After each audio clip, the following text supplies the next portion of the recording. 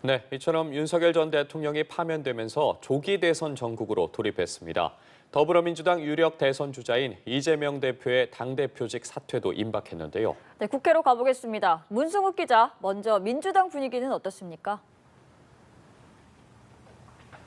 네, 국회입니다. 윤 전 대통령 파면 직후 더불어민주당은 본격 대선 모드에 돌입했습니다.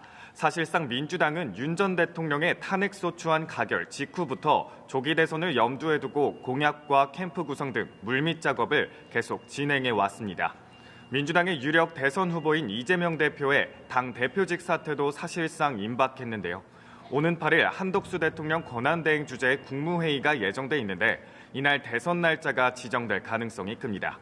이에 따라 이 대표도 8일을 전후로 대표직에서 물러난 뒤 대권 행보에 본격적으로 뛰어들 걸로 관측됩니다.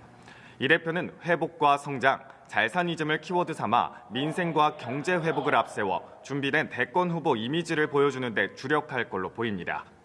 민주당은 국민의힘 책임론도 부각하며 대선 과정에서 유리한 여론을 조성하기 위해 국회 차원의 전략도 함께 짜고 있습니다. 민주당은 윤석열 정부가 거부권을 행사했던 내란 특검법과 명태균 특검법을 포함해 8개 법안의 재의결도 추진할 계획입니다. 비명계로 분류되는 인사들도 기지개를 펴고 있습니다. 김두관 전 의원은 당내에서 처음으로 7일 대선 출마 선언을 할 계획이고요. 김경수 전 경남지사와 김동연 경기지사, 김부겸 전 국무총리도 대선 출마 쪽으로 마음이 기울어졌지만 막판 고심을 거듭하고 있는 걸로 전해졌습니다.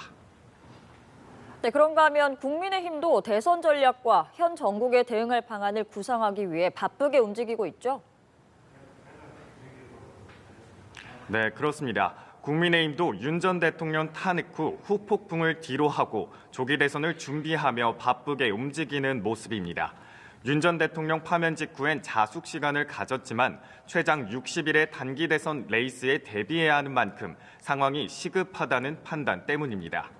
국민의힘은 오늘 비상의원총회를 열고 대선 국면에서의 당의 운영 방향과 일정 등을 논의합니다. 의총에 앞서 당 지도부는 4선 이상 중진 의원들과 간담회를 진행하고 지금의 난국을 돌파할 전략을 구성할 예정입니다. 국민의힘은 책임을 통감한다는 반성의 메시지를 내는 동시에 이재명 세력에 차기 정권을 넘겨선 안 된다는 메시지를 부각해 불리한 여론 지형을 극복하는 데 집중할 걸로 전망되는데요. 민주당과 이재명 대표에 대한 중도층과 보수층의 거부 정서를 적극적으로 공략해 지지층을 다시금 결집해보겠다는 전략인 겁니다. 국민의힘의 잠재적 대권 주자들도 눈에 띄는데요. 홍준표 대구시장은 이번 주 시장직을 사퇴할 예정으로 사실상 대권 행보에 돌입했고요. 한동훈 전 국민의힘 대표와 안철수 의원도 경선 일정이 확정되면 출마 선언을 할 계획입니다. 김문수 고용노동부 장관과 오세훈 서울시장은 아직 출마를 고심 중인 상황인 걸로 전해졌습니다. 지금까지 국회에서 연합뉴스TV 문승욱입니다.